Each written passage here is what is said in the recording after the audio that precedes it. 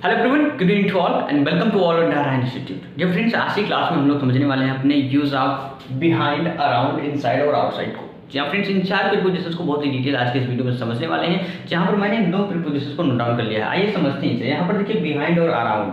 ठीक है, बिहाइंड जिसका मतलब क्या होता है के पीछे, और अराउंड जिसका मतलब होता है के चारों ओर। मैंने आपको बताया है कि प्रीपोजिशन में वर्ड्स होते हैं जो किसी संज्ञा या सर्वनाम नाउन या प्रोनाउन के आगे लगकर, ठीक है, उनके आगे लगकर अपना संबंध सेंटेंस के दूसरे भाग से बताते हैं। यानी ये जो प्रीपोजिशंस हैं हमारे, ये नाउन के आगे लगेंगे। अभी देखते हैं यहाँ पर, उसका घर मेरे घर के पीछे है। तो यहाँ पर देखिए के पीछे हमारा क्या है, समुच्चयबोधक अव्यय यानी प्रीपोजिशन है। तो उसका घर मेरे घर के पीछे है, तो के पीछे हमारा एज ए प्रीपोजिशन यहाँ पर प्रयोग हुआ है। इसी के अर्थ में हम बिहाइंड का प्रयोग करेंगे। आइए करते हैं सेंटेंसेज को ट्रांसलेट। यहाँ पर देखिए उसका घर मेरे घर के पीछे है। अब है क्या उसका घर, ये हो गया हमारा सब्जेक्ट, मेरे घर ऑब्जेक्ट, अब के पीछे। तो ये जो के पीछे हमारा प्रीपोजिशन आया है मेरे घर के लिए आया है, यानी मेरा घर नाउन। ठीक, इसी के आगे लग जाएगा। देखिए उसका घर मेरे घर के पीछे है, तो उसका घर यानी हिज हाउस। अब है यानी इज सिचुएटेड, यानी उसका घर स्थित है। कहाँ पर स्थित है भैया? मेरे घर के पीछे। तो मेरे घर लिखने से पहले हम लिखेंगे क्या? Behind my house. यहाँ पर आप देख सकते हैं इसी के लिए आया है, किसके? मेरे घर के लिए के पीछे आया है, यानी इसी से पहले लगकर ये अपना रिलेशन सेंटेंस के बचे हुए भाग से बता रहा है। Right my dear friends. And second sentence है हमारा, राम कार्यक्रम में मेरे पीछे बैठा हुआ था। अब कौन बैठा हुआ था? राम। ये हो गया हमारा सब्जेक्ट। ठीक, था यहाँ पर यानी वाज सिटिंग, यानी राम वाज सिटिंग, राम बैठा हुआ था।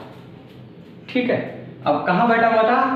मेरे पीछे। तो पीछे किसके लिए आया है? मेरे लिए ना, यानी Ram was sitting behind me, यानी राम मेरे पीछे बैठा हुआ था। अब कहाँ पर भैया? कार्यक्रम में, यानी इन द प्रोग्राम। अब हमारा थर्ड सेंटेंस है जिसमें हम देखेंगे यूज ऑफ अराउंड। अराउंड का मतलब होता है के चारों ओर। ठीक है, जैसे जंगल के चारों ओर। तो यहाँ पर के चारों ओर हमारा प्रीपोजिशन है, काफी अंधेरा था। अब यहाँ पर देखिए था, तो अंधेरा और था सटा हुआ है, यानी इसे हम बनाएंगे देर से। हम लोगों ने ईंटों देर के प्रयोग को बहुत ही अच्छे से देखा है। यानी जंगल के चारों ओर काफी अंधेरा था, यानी देयर वाज, काफी यानी मच, अंधेरा यानी darkness. There was much darkness, यानी काफी अंधेरा था। अब कहाँ था? जंगल के चारों ओर। तो पहले क्या लिखेंगे? चारों, यानी around the forest. Right. Fourth sentence है तालाब के चारों ओर लोग रहने लगे। तो कौन रहने लगे भैया? लोग। ये हो गया हमारा सब्जेक्ट, यानी द पीपल। अब रहने लगे मतलब बिगन टू लिव, यानी लोग रहने लगे। अब कहाँ रहने लगे? तालाब के चारों ओर, यानी तो के चारों ओर का मतलब क्या हो गया? अराउंड। अब किसके चारों ओर भैया? तालाब के, यानी around the pool. The people began to live, यानी लोग रहने लगे अराउंड द पूल, यानी तालाब के चारों ओर। तो कहने का मतलब क्या हुआ? बिहाइंड का मतलब हो गया के पीछे, और अराउंड का मतलब हो गया के चारों ओर। यहाँ पर हम खोज लेते हैं अपने प्रीपोजिशन को। तो अराउंड ये लगा हुआ है हमारा प्रीपोजिशन, ये लगा हुआ है नाउन से पहले। ठीक है, यहाँ पर बिहाइंड लगा है नाउन से पहले, यहाँ पर बिहाइंड लगा है नाउन से पहले, यहाँ पर प्रोनाउन से पहले लगा हुआ है बिहाइंड मी, जो हमारा प्रोनाउन है। तो नाउन या प्रोनाउन से पहले लगकर ये अपना संबंध सेंटेंस के दूसरे भाग से बताते हैं।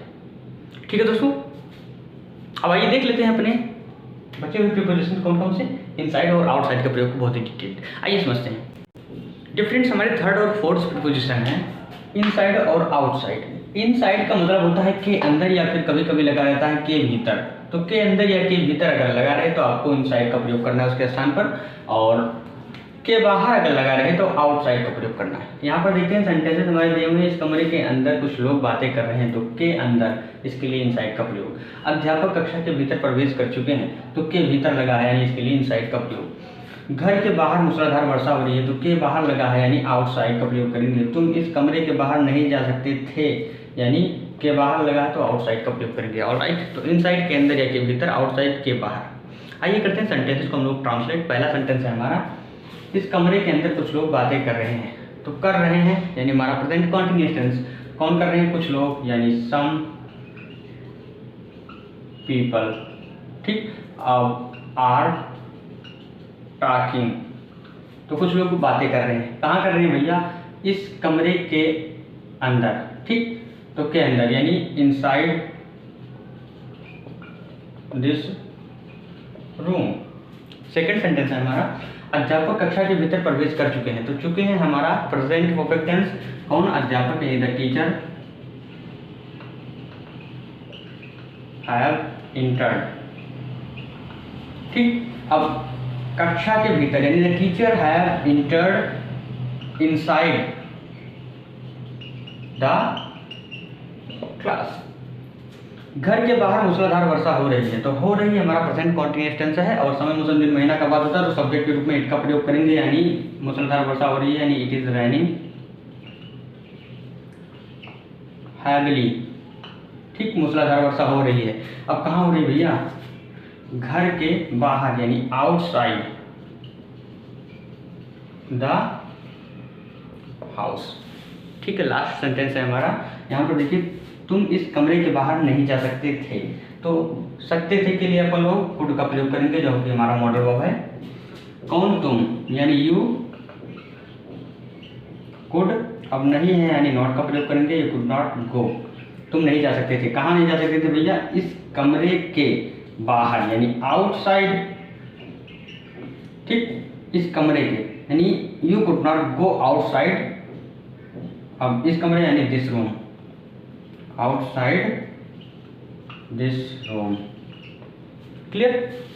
तो उम्मीद करता हूँ दोस्तों कि आपके साइड आउट सारी कंफ्यूजन बिहाइंड, अराउंड, इनसाइड और आउटसाइड से रिलेटेड बहुत चीज़ें से क्लियर हो गए होंगे। कोई भी डाउट, कोई भी कंफ्यूजन इन चारों प्रीपोजिशन से आपको नहीं बचा होगा। एक बार कर लेते हैं रिवीजन।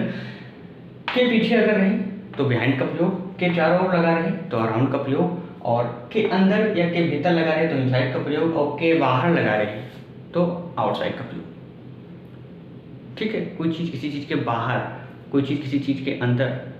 ठीक है, यहाँ पर किसी चीज़, कोई चीज़ पीछे रहती है तब बिहाइंड का प्रयोग होता है। अराउंड, किसी चीज़ के चारों ओर जब कोई चीज़ होती है तब अराउंड का प्रयोग करते हैं। तो उम्मीद करता हूँ बहुत जैसे सब लोग समझ चुके होंगे। और ये लीजिए बोर्ड पर आपका होमवर्क है, प्लीज़ इन सेंटेंसेस को ट्रांसलेट करें ताकि आपकी प्रैक्टिस हो सके। बहुत जैसे सेंटेंसेस को आप लोग ट्रांसलेट किया करिए और होमवर्क को जरूर किया करिए। तो दोस्तों उम्मीद करता हूँ वीडियो आपको बहुत ही अच्छा लगा होगा। अगर वीडियो पसंद आए तो प्लीज़ वीडियो को लाइक कर दें, चैनल पर नए तो चैनल को सब्सक्राइब कर लें। अगर आप यूपी बोर्ड के स्टूडेंट तो तुरंत सब्सक्राइब कर लें बिना कुछ कहे। और मिलते हैं कल शाम 8 बजे एक नए वीडियो के साथ। वैसे आज हम लोग मना रहे हैं, आज हम लोग अपनी जन्माष्टमी को सेलिब्रेट कर रहे हैं। तो बहुत जैसे जन्माष्टमी को सेलिब्रेट भी करिए। हाँ, फेस्टिवल को मनाना भी ज़रूरी है, लेकिन पढ़ना भी ज़रूरी है, क्योंकि बिना पढ़े हम कैसे बढ़ सकते हैं आगे। अगर हमें बढ़ना है तो इसलिए हमें पढ़ना है, अगर नहीं बढ़ना है तो नहीं पढ़ना है। तो अगर चाहते हैं पढ़ना तो शुरू कर दीजिए पढ़ना। ठीक है दोस्तों, मिलते हैं कल शाम 8 बजे एक नए वीडियो के साथ। Keep learning, keep watching and keep improving yourself. See you tomorrow my friends, good night.